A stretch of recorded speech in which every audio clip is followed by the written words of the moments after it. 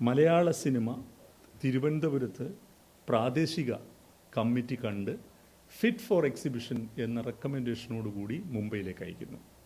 Cinema കാണാതെ ഇതിൻ്റെ synopsis വായിച്ചുകൊണ്ട് CBFCയുടെ chairman അദ്ദേഹത്തിൻ്റെ വിവേചനാധികാരം ഉപയോഗിച്ച് റിവൈസിംഗ് കമ്മിറ്റിക്ക് വിടുന്നു. നിങ്ങൾ ശ്രദ്ധിക്കണം, അദ്ദേഹം സിനിമ കണ്ടിട്ടില്ല. അപ്പോൾ കാണാതെ തന്നെ സിനോപ്സിസ് വായിച്ചിട്ടാണ് അദ്ദേഹം എന്ത് ചെയ്യുന്നത്, ഇത് റിവൈസിംഗ് കമ്മിറ്റിക്ക് വിടുന്നത്. ഇത് JSK എന്ന ഒറ്റ സിനിമയ്ക്ക് വേണ്ടിയുള്ള ഒരു പ്രതിഷേധമോ പോരാട്ടമോ അല്ല ഞങ്ങളുടേത്.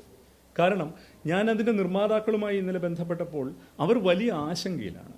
കോടതിയിൽ പോയി ഇനി എത്ര നാൾ ഈ സിനിമ ഇങ്ങനെ ഈ അനിശ്ചിതത്വത്തിൽ കിടക്കും? ഇതൊരു പെരിഷബിൾ കമ്മോഡിറ്റിയാണ് സിനിമ എന്ന് പറയുന്നത്. അതിനൊരു എക്സ്പയറി ഡേറ്റ് ഉണ്ട്. അപ്പോൾ ഒരു പക്ഷേ സമ്മർദ്ദത്തിന് വിധേയരായിട്ട് അവർ പേര് മാറ്റാൻ അവർ നിർബന്ധിതരായാൽ പോലും ഞങ്ങൾ അത്ഭുതപ്പെടില്ല.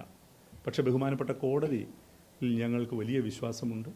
കോടതി ഇതിനകത്ത് ഉചിതമായ ഒരു തീരുമാനമെടുക്കും, കൈക്കൊള്ളും എന്നുള്ളതാണ് ഞങ്ങളുടെ ഉത്തമ വിശ്വാസം.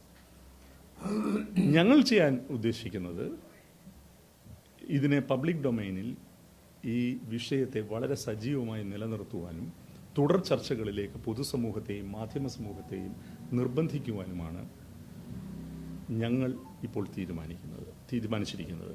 അതിൻ്റെ ഭാഗമായി തിങ്കളാഴ്ച ഞങ്ങൾ തിരുവനന്തപുരത്ത് CBFCയുടെ റീജിയണൽ ഓഫീസിൻ്റെ മുമ്പിൽ ഒരു ദിവസം നീണ്ടു നിൽക്കുന്ന ഒരു സമരപരിപാടി ആവിഷ്കരിച്ചിട്ടുണ്ട്.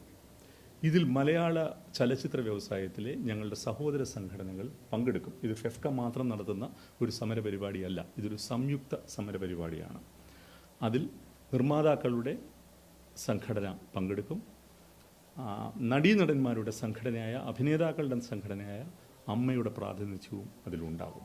അപ്പോൾ മലയാള ചലച്ചിത്ര വ്യവസായം ഒന്നടങ്കം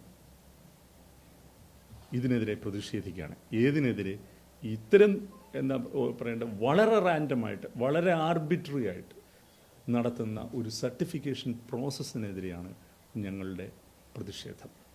ആ പ്രതിഷേധം ഞങ്ങൾ തുടങ്ങി വയ്ക്കുന്നത് ഈ തുടർ ചർച്ചകളിലും കേരളത്തിൻ്റെ പൊതുസമൂഹത്തിലും ഞങ്ങൾക്കുള്ള ഉത്തമ വിശ്വാസം കൂടി ഉയർത്തിപ്പിടിച്ചുകൊണ്ടാണ്. കാരണം നാളെ ഒരു ഫിലിം മേക്കറിനും ഇങ്ങനൊരു ദുരവസ്ഥ വരരുത് എന്നുള്ളതാണ്. നിങ്ങൾ പ്രസിഡൻസിനെ കുറിച്ചാണ് പറയുന്നതെങ്കിൽ നമുക്കറിയാം, നമുക്ക് പട്ടാളം ജാനകി ഇവിടെ ഉണ്ടായിട്ടുണ്ട്, സീതാ കല്യാണം ഇവിടെ ഉണ്ടായിട്ടുണ്ട്, എന്ന് സ്വന്തം ജാനകിക്കുട്ടി ഉണ്ടായിട്ടുണ്ട്, അനവധി സിനിമകൾ, ജാനകി എന്ന കഥാപാത്രമുള്ള എത്ര സിനിമകൾ നമ്മൾ ഉണ്ടായിട്ടുണ്ട്. അപ്പോൾ അന്നത്തെ ആ സാമൂഹിക ചരിത്ര സന്ദർഭത്തിൽ നിന്നും ഇന്നിനെന്താണ് വ്യത്യാസം? അന്നത് പ്രശ്നമില്ല, ഇന്നത് പ്രശ്നമുണ്ടാകും എന്നു പറയുന്നിടത്തല്ലേ യഥാർത്ഥ പ്രശ്നം?